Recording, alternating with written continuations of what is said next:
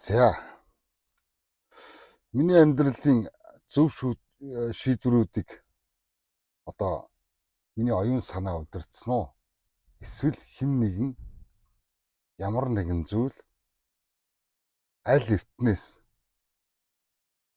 төлөвлөсөн, шийдсэн байддгүү гэдэг ийм зүйл хуваалцъя гэж. Өөрөөр хэлэх юм бол далд ухамсар гэдэг. Далд ухамсар.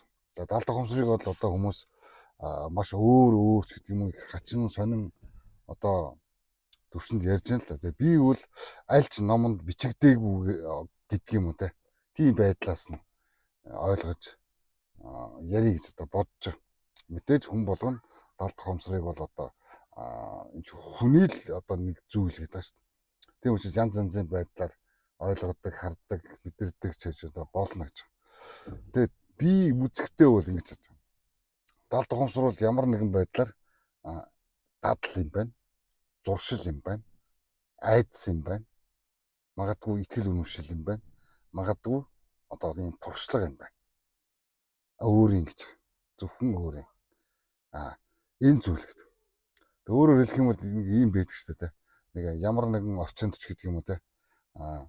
Хизээ нэгэн цагт гэдэг хин нэгэнтэй уулзсан ч гэдэг юм уу те. Нэг тийм эерэг мэдрэмж, сөрөг мэдрэмжийн тухай бас ингээд ойлголт байдаг те. Хин нэгэн сайхан хүнтэй ч юм уу ямар хамаагүй одоо ямар ч хамаагүй нэг хин нэгэнтэй уулзахад нэг ингээд цаанаасаа гэдэг юм уу хаанаасаа ч мэдэхгүй ингээд нэг юм таагүй мэдрэмж төрдөг. Магадгүй энэ сөрөг юм яриг гэж. За бүр танихгүй ямар ч одоо хамаагүй хүнтэй уулзахад бас нэг сайхан одоо мэдрэмж төрдөг. Удаан ярилцаа суумаар ч юм уу те. Нэг ийм мэдрэмжүүд ингээд автдаг гэж. За энэ гэж. Энэ зүйлүүд нь гэж одоо зүгээр далд ухамсарын гэдэг юм уу энэ зүйлээсээ гэж ажиглагдаж. Тэгээд өнгөрсөн амьдралынхаа одоо цаг хугацаанаас харах юм бол энэ зүйл нөгөө дадал, зуршил, сайн муу одоо итгэл үнэмшил, магадгүй айдас тийм ээ. Энэ одоо туршлага гэдэг юм. Энэ одоо зүйлээс ингээ хоримтлагдсан энэ мэдээлэл энэ оюун ухаанаас өөрөөр ажилдаг гэж энэ далд ухамсар гэж. Өөрөөр хэлэх юм бол одоо би бодож байгаа юм шиг боловч би одоо бодож шийдвэрлэж сонголт хийж байгаа юм шиг боловч тийм биш гэж. Өөрөөр хэлэх юм бол миний энэ саяны хэлсэн энэ дадал зуршил, итгэл үнэмшил одоо айдас ч гэдэг юм уу те магадгүй ганцаарл магадгүй тэр одоо туршлага гэдэг энэ бүх зүйлүүд програмчлагдсан байдгаа гэж ойлгож болно гэж. Тэгээд ингээд сайтар өөрийнхөө амьдралыг ингээд ажиглаж авах юм бол нэг юм цикл гэдэг юм уу те нэг юм тойрогч гэдэг юм уу нэг ийм зүйлээр дамжин өнгөрдөг нэг бидний буюу одоо миний ч гэдэг юм уу энэ цаг хугацаа амьдралын гэдэг юм ямар нэгэн тойрогт эргэлдэж байдаг гэдэг юм уу те энэ дадал зуршил энэ одоо хэв маяг энэ хандлага энэ бүх зүйлээ өөрчлөхгүй бол энэ зүйл хязгаарч өөрчлөгдөхгүй гэдэг энэ програмчлалт юм. Тэгэхээр яах вэ? Далд ухамсар буюу одоо өөрийнхөө энэ оюун санаа энэ өөрийнхөө ирээдүг шинээр одоо юу яая програмчлалаа гэж гэдэг ийм зүйл. Тэгээ нэг ийм мэдрэмж ийм байж болно гэж. Ийм өмнөийг одоо хүлэмжшүүлэхгүй ч хүн байж болно. Хүмүүс бол далд ухамсарыг одоо өөрөөр янз янзын байдлаар тайлбарлаж сүнсний төвшөнд ч гэдэг юм уу те. Магадгүй одоо ламбогийн төвшөнд ч гэдэг юм уу те. Ямар нэгэн одоо миний сүнсэн дээр ямар нэгэн сүнс давхарлаж орж ирээд давхар оршиж байгаа ч гэдэг юм уу те. Ингээ булаацалдаад байгаа ч гэдэг юм уу те. Тийм байхгүй гэдэг шүү дээ. Ер нь бол те. За миний ойлгож байгаагаар шүү. За бусдаар бол тийм байх боломжгүй гэж. Ингээд зүгээр өөрийн далд ухамсарыг хэрхэн яаж чөлөөлөх вэ гэдэг бас нэг ийм зүйл гэдэг. Одоо энэ нэг доройтлын ч гэдэг юм уу те энэ туулж ирсэн амьдралын ч гэдэг юм уу нэг юм циклээсээ гарч чаддгүй гэдэг юм уу те энэ зүйлийг яаж өөрчлөх вэ гэж хэрхэн нөлөөлөх вэ энэ зүйл гэж ингээд харж байгаа. Энэ бол ерөөсөө нэг гэдэг юм зүйлээс л эхэлнэ. Шин дадал, шин одоо оюун санааны хөтөлбөр, за шин ямар нэгэн зүйл, шин дур сонирхол, шин хобби ч гэдэг юм уу те. Нэг ийм зүйлүүдээс бүрднэ гэж. Тэгээд урд нь худлаа ярьдаг байсан бол худлаа ярихаа болох хэрэгтэй гэж. Ухамсартайгаар. Үнэхээр ярих гад хэцүү байх юм бол үннийг ярьж сурах хэрэгтэй гэж. Ингээд.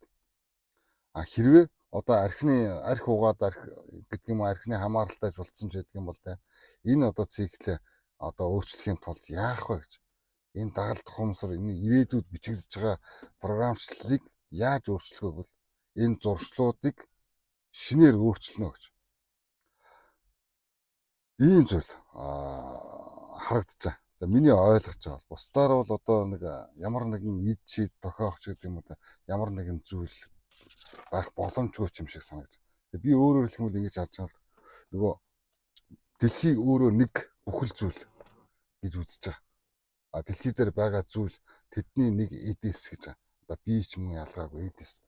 Тэгээд юм болгонд ийм аминчхан амин хуваа хичээсэн байж болохгүй гэж. Бүх зүйлд нээлттэй. Би мэдж байгаа зүйлээ бусад эсүүддээ түгээе гэж. Энэ бол өөрөөр хэлэх юм бол хорт хавдраас сэргийлж байгаа одоо алхам гэж. Ямар нэгэн алхам байж болно гэж. Гэхдээ энэ зүйлийг тэгж гэдэг юм уу хүндрүүлж ойлгох хэрэггүй гэж. Маш энгийнээр амин хуваа хичээсэн байж болохгүй юм байна. Зөвхөн гэж ямар ч нээлттэй өөрийнхөө мэдж байгаа сайн гэж одоо олж байгаа болж байгаа тэр туршлагаа бол бусадтайгаа хуваалцаж явах хэрэгтэй юм байна гэдэг л ийм зүйл бодож байна. Маш амархан гэж. Нэг иймэрхүү байдлаар. Тэгээ өөрийн сэтгэл хөдлөл энэ гуниг уур уцаар те. Гэхдээ энэ зүйл нь хит гэдэг одоо зүйл дээр ангилагдчих байх юм бол энийг бас бид бүхэн гэдэг юм уу би гэдэг юм уу те захирах гэдэг юм. Үүний одоо учрыг олох, ойлгох ийм зүйл бас таних гэдэг юм. Үүнийг танилгүйгээр одоо шийдвэрлэх ямарч боломж. Танихгүй зүйлээ шийдвэрлэх боломжгүй.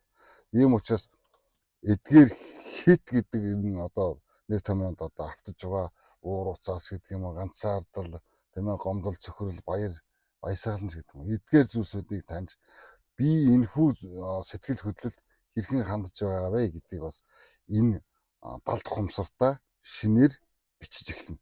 Далд ухамсар гэдэг бол өөрөөр хэлэх юм бол таны ноорог цаас гэсэн. Тэ, ноорог цаас.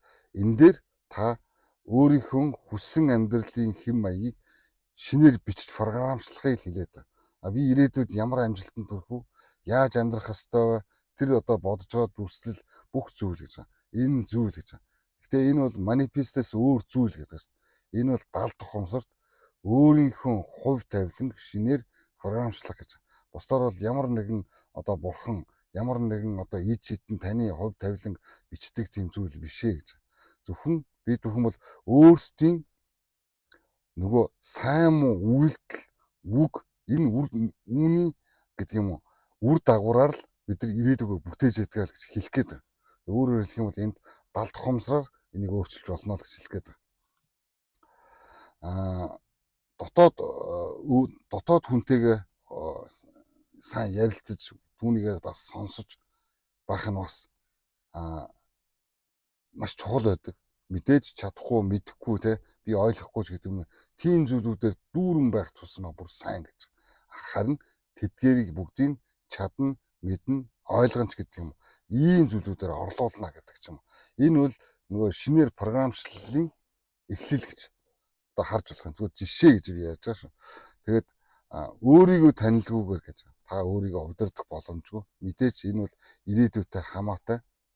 Өөрсөлж одоо яаж хэлдгийг одоо хэлий гэх юм бол өдөр бүр өөрийгөө ажигла гэж.